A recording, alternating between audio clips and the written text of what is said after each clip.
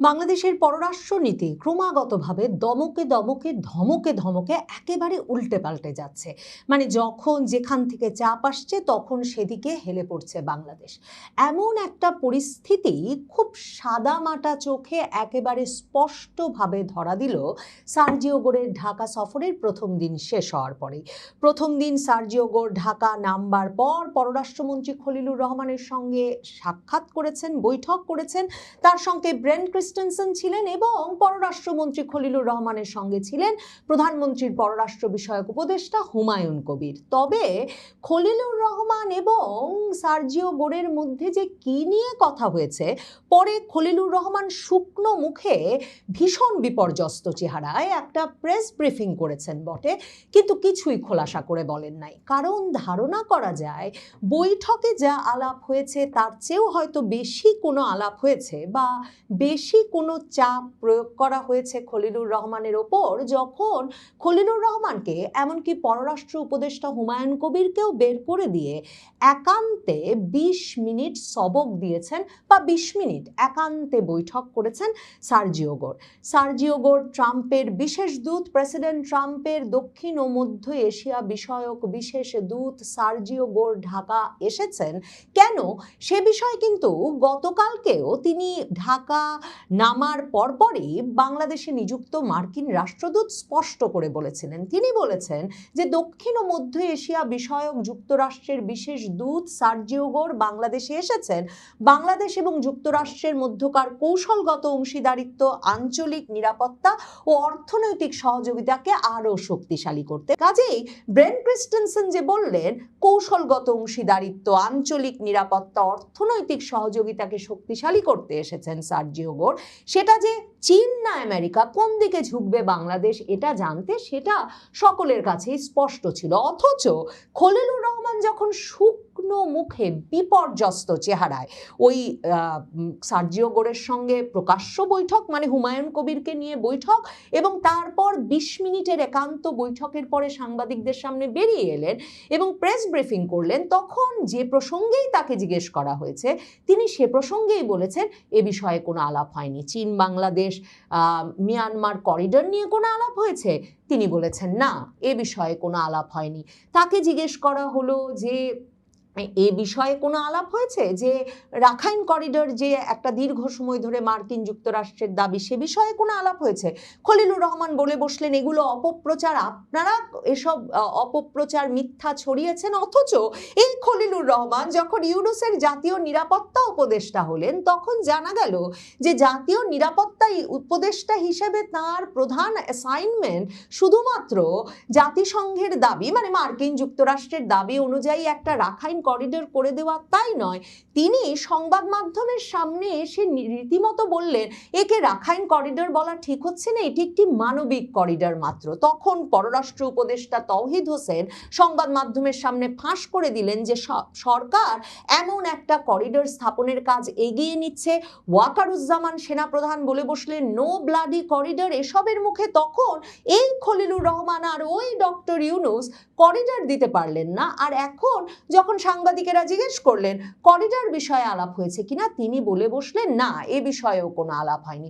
তাকে জিজ্ঞেস করা হলো ইন্দো প্রশান্ত মহাসাগরীয় অঞ্চলের নিরাপত্তা নিয়ে কোনো আলাপ হয়েছে, সার্জিও গোর এসেছেন আঞ্চলিক নিরাপত্তা নিয়ে আলাপ করতে, স্পষ্ট করে বলেছেন ব্রেন ক্রিস্টেনসেন। অথচ খলিলুর রহমান বললেন না, কোনো আলাপ হয়নি। খলিলুর রহমান বেশ রেগে গেলেন যখন চীন বাংলাদেশ মিয়ানমার করিডোরের প্রসঙ্গ উঠল যে এ নিয়ে আলাপ হয়েছে কিনা। মানে আন্তর্জাতিক সংবাদ মাধ্যম সয়লাভ যে এ আলাপ হতেই হবে, কারণ মার্কিন যুক্তরাষ্ট্র এই বিষয়টিকে কোনোভাবেই ভালোভাবে দেখবে না। আর ওইদিকে চীনা রাষ্ট্রদূত তারেক রহমানের চীন সফর শেষ হওয়ার পরে সংবাদ মাধ্যমের সামনে ঘোষণা দিয়ে বললেন যে এরই মধ্যে নাকি কাজ শুরু হয়ে গেছে চীন মিয়ানমার বাংলাদেশ করিডোরের। অথচ খলিলুর রহমান বলছেন কোনো আলাপ হয়নি। সাংবাদিকেরা জিজ্ঞেস করলেন আন্তর্জাতিক অপরাধ ট্রাইব্যুনাল নিয়ে আলাপ হয়েছে, রেগে উঠলেন খলিলুর রহমান, না আলাপ হয়নি। আওয়ামী লীগ নিয়ে আলাপ হয়েছে, না আলাপ হয়নি। আলাপ কি হয়েছে আওয়ামী লীগের ওপর নিষেধাজ্ঞা নিয়ে, না আলাপ হয়নি। তাহলে যে কি প্রসঙ্গে আলাপ হয়েছে খলিলুর রহমানের সঙ্গে সার্জিও গোরের, সেটা বলা সত্যি মুশকিল। তবে সার্জিও গোরের যে স্ট্যাটাস এই বৈঠকটি সম্পর্কে, সেটা আবার খুব তাৎপর্যপূর্ণ। সার্জিও গোর কিন্তু স্ট্যাটাস দিয়ে বলেছেন যে এই বৈঠকের মাধ্যমে অনেক ইতিবাচক অগ্রগতি ঘটেছে। এই বৈঠকের মাধ্যমে যে অনেক ইতিবাচক অগ্রগতি ঘটেছে তা নিশ্চিত, তবে সার্জিও গোর যে তার ওই রাগান্বিত, ক্রোধান্বিত কিংবা ধমকের মোড থেকে বেরিয়ে, মানে তিনি তো আসলে ট্রাম্পের তরফে ধমকাতে এসেছেন বাংলাদেশ সরকারকে, সেই জায়গা থেকে যে তিনি সরতে চাইছেন না সেটাও তিনি স্পষ্ট করেছেন। এতই যদি ইতিবাচক অগ্রগতি হবে, বৈঠক যদি দুপক্ষের জন্যই এত মোলায়েম আর মসৃণ হবে, তাহলে সার্জিও গোরের জন্য খলিলুর রহমান কাল রাতে একটা নৈশভোজের ব্যবস্থা করেছিলেন। একজন রাষ্ট্রীয় অতিথি এসেছেন ফরেন সার্ভিস একাডেমিতে, তার জন্য একটা নৈশভোজের ব্যবস্থা ছিল, অথচ সার্জিও গোর সেই নৈশভোজে যোগ দিতে অস্বীকৃতি জানান। মানে এখানে তিনি কোনো বন্ধুত্ব, খোশমেজাজে গল্প কিংবা কোনো মানে খলিলুর রহমান ভাববেন যে সার্জিও গোরের সঙ্গে হাসতে হাসতে বা একটা বন্ধুত্বপূর্ণ পরিবেশে দুটো কথা বলে ফেলতে পারবেন, এমন কোনো পরিসর দিতে তিনি রাজি নন। তিনি যা নিতে এসেছেন তিনি তা নিয়ে ছাড়বেন, এবং সে বার্তা পরিষ্কারভাবে খলিলুর রহমানের সঙ্গে বৈঠকে তিনি দিয়ে দিয়েছেন বলেই খলিলুর রহমানের সঙ্গে বৈঠক শেষে সার্জিও গোর বলেছেন অনেক ইতিবাচক অগ্রগতি ঘটেছে। অথচ খলিলুর রহমান বাংলাদেশের সংবাদ মাধ্যমের সামনে উপস্থিত হয়ে একটা ইস্যুও বলতে পারেন নাই যেই বিষয়ে তাদের ওই ঘরের ভেতরে আলাপ হয়েছে। সার্জিও গোর যে একরকমের কড়া বার্তা দিতে এসেছেন, ট্রাম্প প্রশাসনের কঠিন বার্তা পৌঁছে দিতে এসেছেন, একরকমের ধমকে সমঝে দিতে এসেছেন বাংলাদেশকে, সেটা তখন থেকেও আলাপ হচ্ছিল, যখন আগেই বলে রাখা হয়েছিল যে সার্জিও গোরের সফর শেষে সার্জিও গোর বা মার্কিন দূতাবাসের তরফে কোনো আনুষ্ঠানিক ব্রিফিং করা হবে না।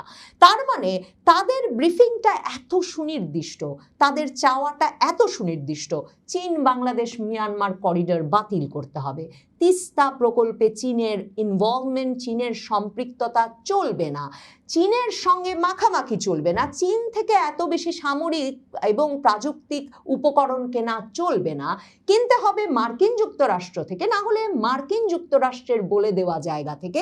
এসব তো অনেক আগে ব্রেন ক্রিস্টেনসেন নির্বাচনের আগেই স্পষ্ট করেছেন। এমনকি বিএনপি জামায়াতের প্রধানের সঙ্গে, জামাতের আমির বিএনপি প্রধান তারেক রহমানের সঙ্গে সেই মার্কিন যুক্তরাষ্ট্র থেকে অনলাইনে বাংলাদেশের নির্বাচনের আগে যুক্ত হয়েই তাদের বাণিজ্য বিষয়ক বিশেষ দূত এসব বিষয় পরিষ্কার করে নিয়েছিলেন যে বাংলাদেশে ক্ষমতায় থাকতে হলে মার্কিন যুক্তরাষ্ট্রের কথা অনুযায়ী কেনাকাটার যে চুক্তি ইউনূস সরকার করেছেন, এবং খলিলুর রহমান বলেছেন বিএনপি জামাত সকলেই সেটা জানতো, সেই চুক্তি অক্ষরে অক্ষরে মেনে চলতে হবে। এমনকি প্রেসিডেন্ট ট্রাম্প প্রধানমন্ত্রী হওয়ার পর তারেক রহমানকে অভিনন্দন জানিয়ে যে চিঠিটা লিখেছিলেন সেটাও খুব ধমকের সুরে ছিল, এবং সেই ধমকের সুরে লেখা চিঠিতে স্পষ্টভাবে প্রেসিডেন্ট ট্রাম্প বলে দিয়েছিলেন যে মার্কিন যুক্তরাষ্ট্রের নিরাপত্তা রক্ষায়, সুরক্ষায় বাংলাদেশ কাজ করবে বলে, তিনি সক্রিয়ভাবে কাজ করবে বলে তিনি মনে করেন। কারণ তিনি মনে করেন, মার্কিন যুক্তরাষ্ট্র মনে করে বাংলাদেশ এবং মার্কিন যুক্তরাষ্ট্রের নিরাপত্তার বিষয়টা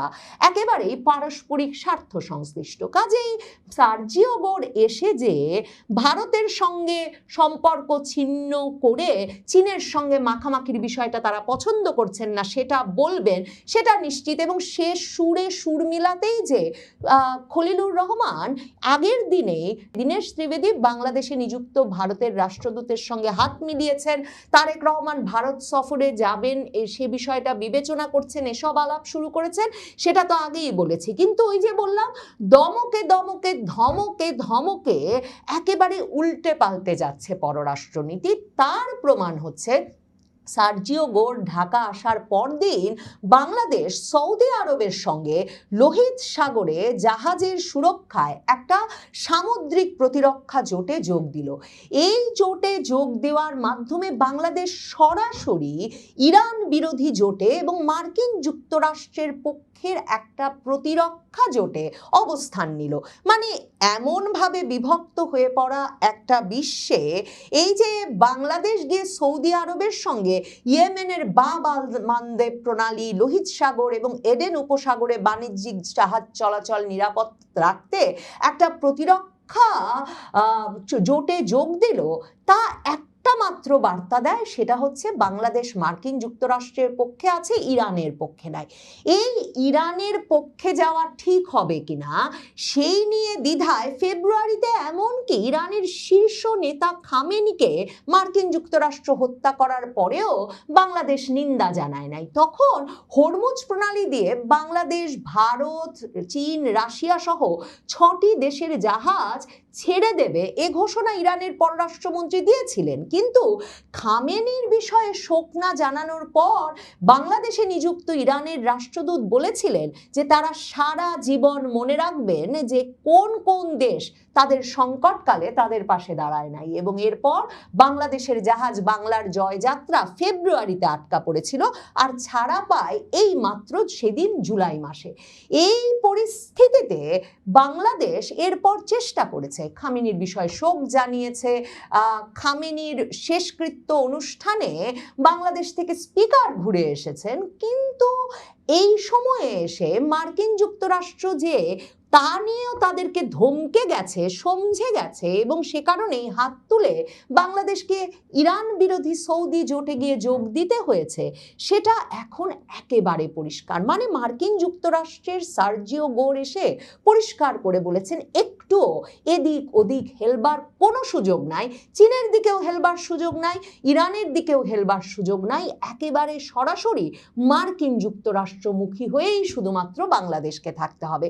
এই সৌদি আরবকে কদিন আগে মার্কিন যুক্তরাষ্ট্র ইরানের মতো শত্রুদের বিরুদ্ধে, ইরানের মতো প্রতিপক্ষের বিরুদ্ধে শক্তি সঞ্চয়ের জন্য পারমাণবিক শক্তি সমৃদ্ধ করবার অনুমোদন দেওয়ার পর সরাসরি বলেছে এসব অনুমোদন বা মার্কিন যুক্তরাষ্ট্রের সুরক্ষা এই দেশগুলো তখনই সর্বতোভাবে পাবে যখন প্রেসিডেন্ট ট্রাম্পের করা আব্রাহাম চুক্তি অনুসরণ করে ইসরায়েলকে স্বীকৃতি দিতে রাজি হবে। তার মানে এই সৌদি প্রতিরক্ষা জোটে পাকিস্তান, তুরস্ক এদের সঙ্গে যোগ দেওয়ার মাধ্যমে বাংলাদেশ নিশ্চিত করেছে সৌদি আরবের পিছু পিছু গিয়ে এখন মার্কিন যুক্তরাষ্ট্রের কথায় তাদেরকে ইসরায়েলকেও স্বীকৃতি দিতে হবে।